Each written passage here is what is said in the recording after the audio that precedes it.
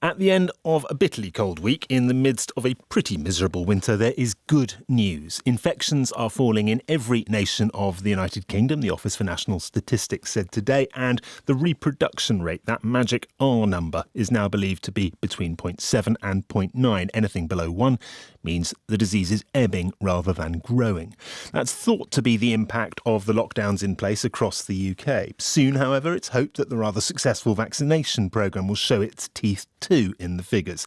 That programme has raised a lot of hopes and some big questions, in particular about vaccine passports for international travel.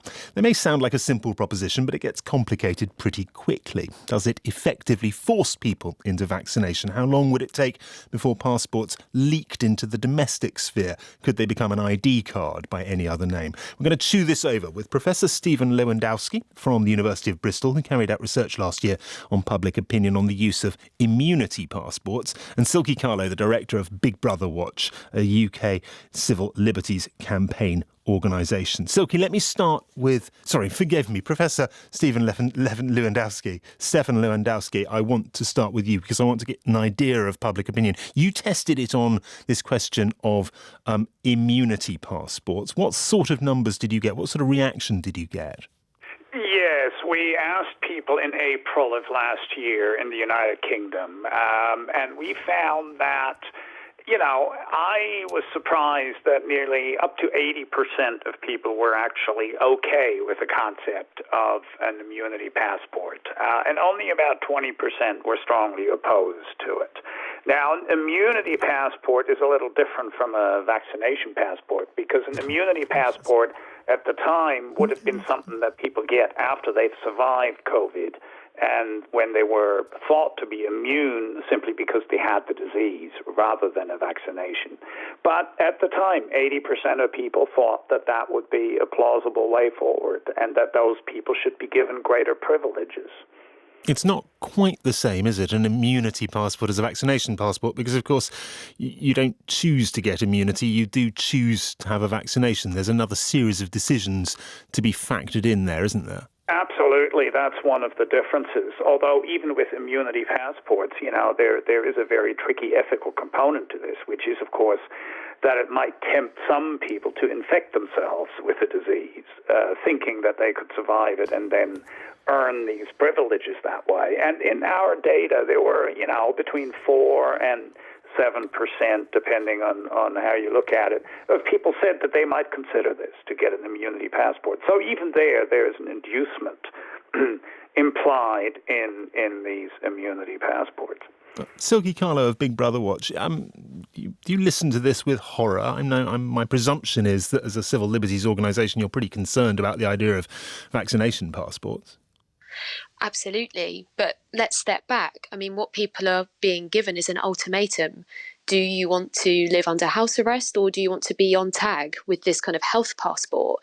So we're not in a sensible starting place, I think, to have a rational conversation about it. I think most people will support proportionate public health measures, of course, but we have to ask ourselves, what really is the purpose of a vaccine passport? Well, the core purpose is to afford more rights to vaccinated people than to everyone else.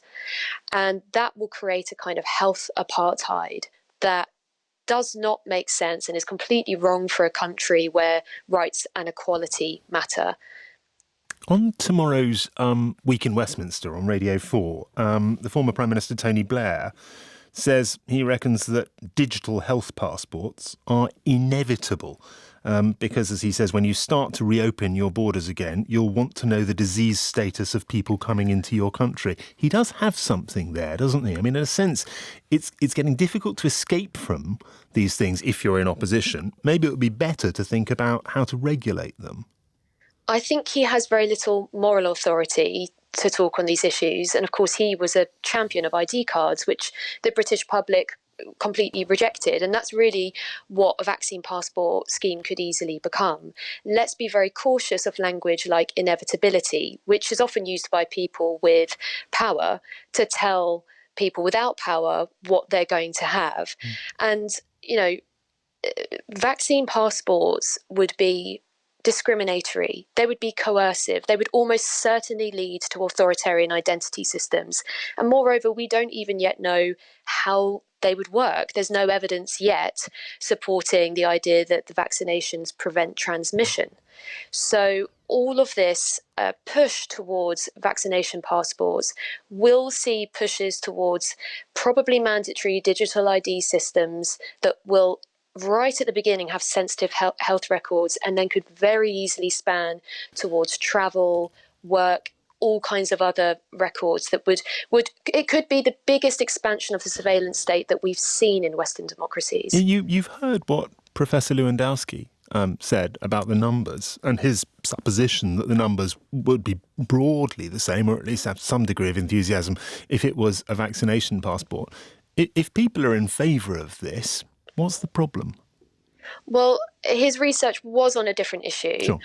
And also, as I say, people are being given ultimatums.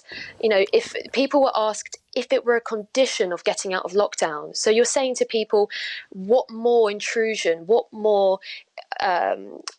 breach of your rights are you willing to accept in order to be able to hug your children or visit your grandparents? You know, people are not necessarily being given a completely free choice about this, but that's really what we need. And I think if there's anything that comes out of this awful situation that we've been in over the past year, it's that now is a time for Britain to look at itself and say, what sort of country do we want to be? What sort of future world do we want to live in? I, for one, hope very much that it's not one where we all are asked for our ID every minute of the day and to show health certificates. Professor, you've looked at the information as far as public opinion is concerned. You don't see much of a revolt over this issue. Well, I mean, first of all, it was a slightly different issue. Immunity passports are different from vaccination passports. However, there were 20% of people strongly opposed to that. And, I mean, the arguments that I just listened to are definitely worth taking very seriously. You know, there are serious concerns here.